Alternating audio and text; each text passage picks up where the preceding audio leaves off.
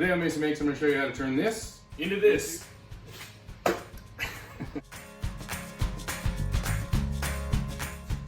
So today on Mesa Makes, we're going to be making a step stool. I'm a pretty tall guy, but my wife and my cousin are both vertically challenged, so they need a little bit of help getting to the top shelf. We have really high cabinets in our house, so we've been talking about making a step stool for a while, and this is how we're going to do it. This step stool is part of the one board challenge, which means that you take one board. In our case, it's a 1x8 by 8 foot long board, and we turn it into a step stool. The only things we're left with are these two pieces of wood, but don't go throwing them away right away. We save these leftover pieces, and we use them as some measurement jigs like we did on our shelves before. There's a couple different ways you can go about doing this project. A lot of people would start by laying out their whole board. There's nothing wrong with that, but the thing you have to account for is kerf. If you make a piece 15 inches and then you cut right on your line, your blade has a thickness. Your blade thickness is called your kerf. If you don't pay attention to that or you don't add that into your equation, you'll come up short on all your pieces. You might go from one line and then the next line and you're gonna be about 1/4 inch, 1/8 inch off depending on how big your blade is, and you don't want that. So the way I lay it out, I'll lay a piece, draw it out, cut it out, and then lay the next piece out. Once you get your cut list made, go ahead and lay out your first piece and head on over to the saw. You're gonna need 2 pieces that are 7 1/4 long, 2 pieces that are 15 1/4 long, and 2 that are 15 inches long.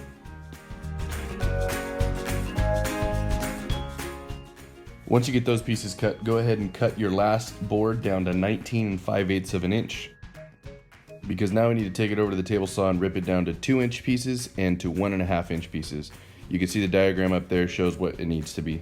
Before you rip those pieces down to 1.5 inch, I went and made mine 12.5 inches long on the crosscut saw. In our project today, we are going to be using our Craig pocket hole jig. The purpose for this is to get nice, clean looking holes like this that allow for greater strength when building your project. You don't have to use a Craig jig. There's a bunch of different ways you can do this. You can make your own pocket hole jig. There's tutorials out there all over YouTube on how to do it. Or if you're brave, you could just do it on edge with a regular screw and you can get the same results. Now we need to put pocket holes where all the ovals are on the picture in the top left corner. Be sure to align your pieces with the 7 1/4 and the 15 1/4 matching the picture above. Do not use your 15-inch piece. Those are for your step tops. You don't want to use those right now.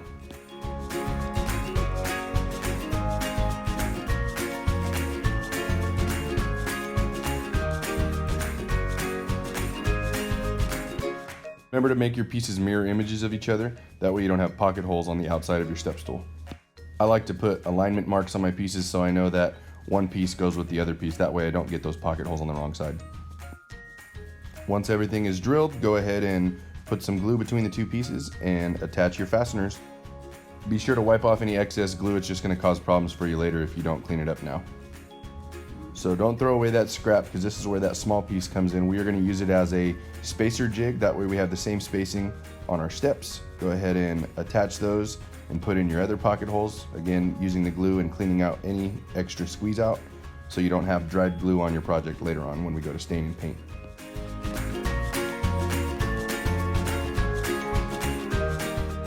Do the same process on the bottom step, making sure to keep everything aligned. And again, don't forget about that glue squeeze out. You want to wipe that away. Like I'm saying, it's just going to cause problems for you later. It's hard to paint and stain on top of. Once those tops are attached, you're going to take your 12.5 inch pieces and you're going to put those as the trim right up flush underneath the top step and the bottom step.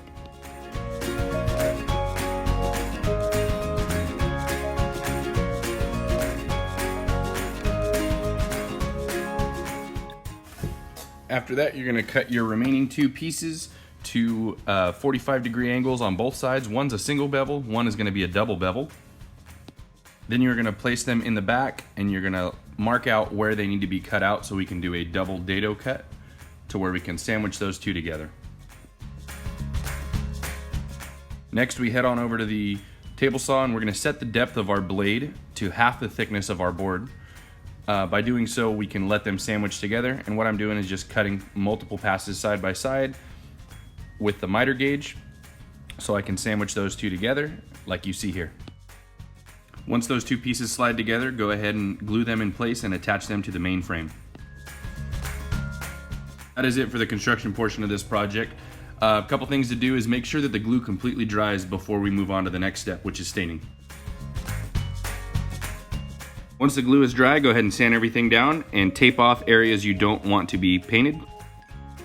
After that, go ahead and lightly stain the tops of your step stool.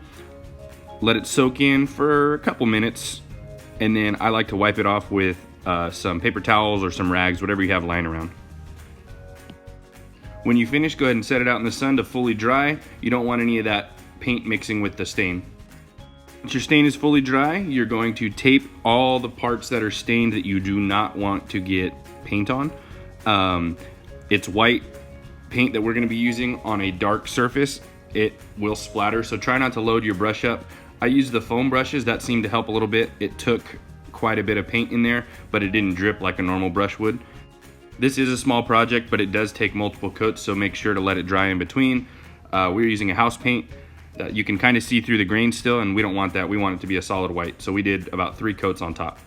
Once it's done, go ahead and peel off the tape and see your finished product. Be careful when you're doing this. Make sure that the paint is completely and fully dry. Otherwise, you're gonna let paint run and you're gonna get wet paint where you don't want it to. So be patient and it'll be good. As you're taking that tape off, make sure to look around to see if there's any spots you missed. If you need to touch up any spots, this would be the perfect time to do it before we move on to lacquering. Alrighty, so we got everything painted, we got the tape pulled off. Now your next step is gonna be to put a clear coat on it. You can use, this is a Rust-Oleum Painter's Touch Gloss Clear. You can use it on wood, metal, plastic. This is kind of, I like using more on metal than I do on wood. They also have, Rust-Oleum has a lacquer, and this is what we're gonna be using today. If you want a real thick glaze on it, you can use this, I have this triple thick urethane. I use these on those floating shelves before. If you're gonna have it in a wet location, this is probably gonna be your best bet. But I have a half can and a full can, so we're gonna use this lacquer thing.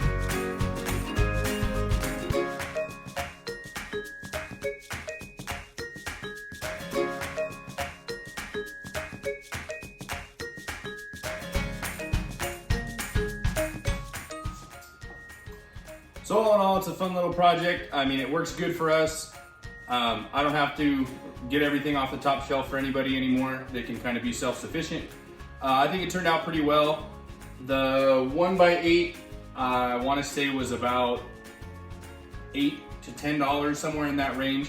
I already had the stain on hand. We had some house paint laying around. So this is one of those projects you could do during this quarantine time. That's going to be relatively inexpensive, and you can get some great quality out of it.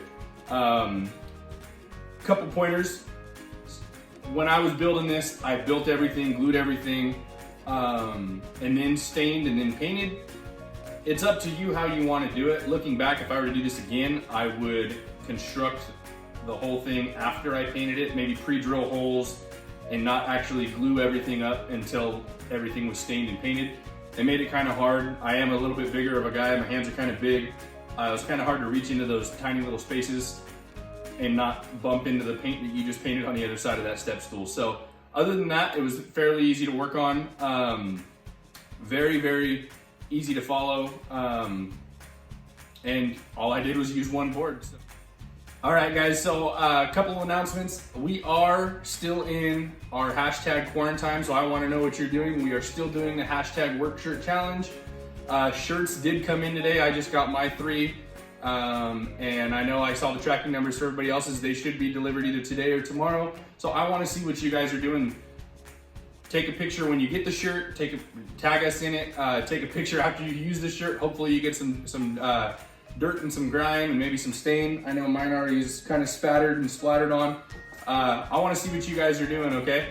So keep up the good work. That's gonna do it here for us today at Mesa Makes. It's not about having time, it's about quarantine. Thanks.